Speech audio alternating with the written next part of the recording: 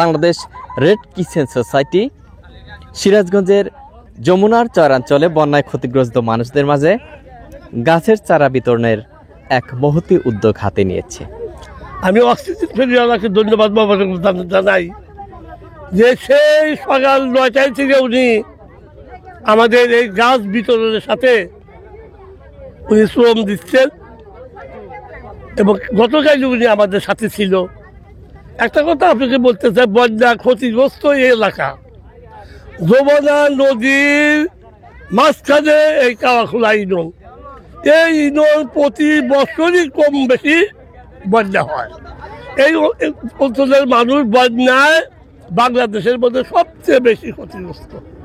এখানে দেখেন গাছপালা কম, কারণ আছে প্রতি বছর নদী ভাঙে, ভাঙলে কোন জায়গায় গাছ লাগাবো, কোন টিকবো বা কোন থাকবো, অধিকাংশ এলাকায় নদী গর্ভে বিলীন হয়ে যায়। তারপরেও গাছের কোনো বিকল্প নাই। গাছ অক্সিজেন ছাড়ে, সেই অক্সিজেন মানুষ গ্রহণ করে। মানুষ 1 থেকে 1 মিনিটও অক্সিজেন গ্রহণ করা ছাড়া বাঁচতে পারে না।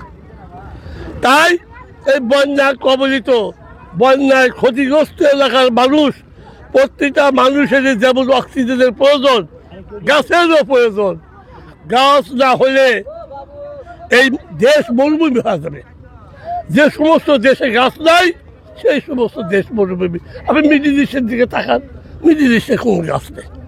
কিন্তু বাংলাদেশে যে পরিমাণ বন অঞ্চল থাকার কথা, একটা দেশের 20% বন অঞ্চল থাকার কথা, কিন্তু এই বন অঞ্চল উজাড় হয়ে গেছে বাংলাদেশে।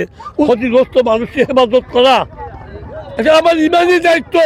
এই মাটিতে আমার জন্ম, যেখানে আমি দাঁড়ার কথা বলছি, এখান থেকে আমি 1958 সালে আমাদের পার্শ্ববর্তী এলাকা ময়মনসিংহ, তখন টাঙ্গাইল ছিল না, সেই টাঙ্গাইলে যায় 5 মাইল হাইটা, এই মাটির থেকে আমি হাইটা, এই জায়গায় থেকে হাইটা 5 মাইল ফাঁকে যায় আমি লেখাপড়া শিখি।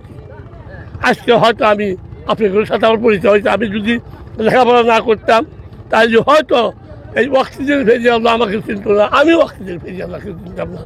তা আপনার কাছে দোয়া করি, আপনি আমাদের জন্য দোয়া করবেন যে বন্যা ক্ষতিগ্রস্ত মানুষ আল্লাহ তাআলা যাতে এদের সুখে রাখে, এদের যাতে প্রত্যেকটা মানুষ সমৃদ্ধ হতে পারে, এই জন্য আমি এদের পাশে আছি।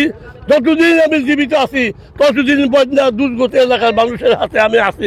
তারা যখন ডাক দিবে, ডাক দিগুলো না দেখ, আমি বন্যা ক্ষতিগ্রস্ত মানুষের পাশে এসে দাঁড়াবো। যেমন আজকে আপনি সকাল ৯টা থেকে আমার সাথে আছেন, এখন 5টা বাজে, গাছ এখনো বিতরণ শেষ হলে গাছ বিতরণ করে আমরা চলে যাবো।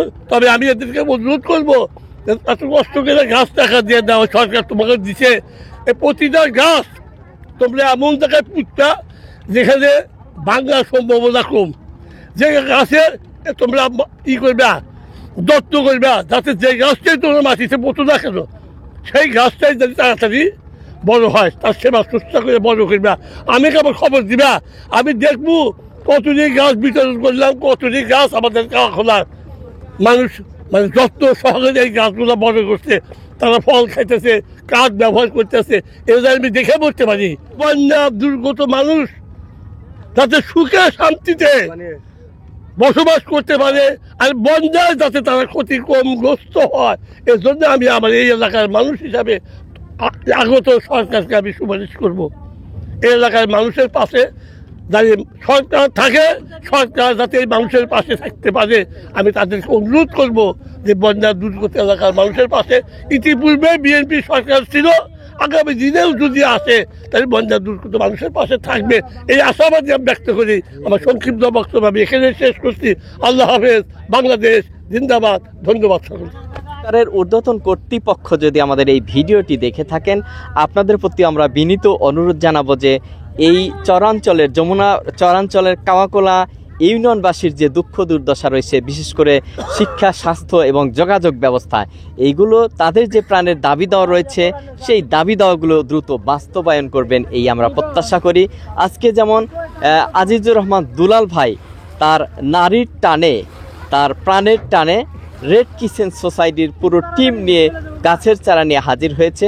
আমরা আশা করব দুলাল ভাইয়ের নেতৃত্বে আগামীতেও তারা ত্রাণ সামগ্রী, ওষুধ সামগ্রী এবং এই অঞ্চলের বাসীর যত দাবি দেওয়া আছে সমস্ত দাবি দেওয়া বাস্তবায়ন করতে তিনি এই অঞ্চলবাসীর পাশে থাকবেন এই প্রত্যাশা রেখে আপাতত বিদায় নিচ্ছি। আল্লাহ হাফেজ।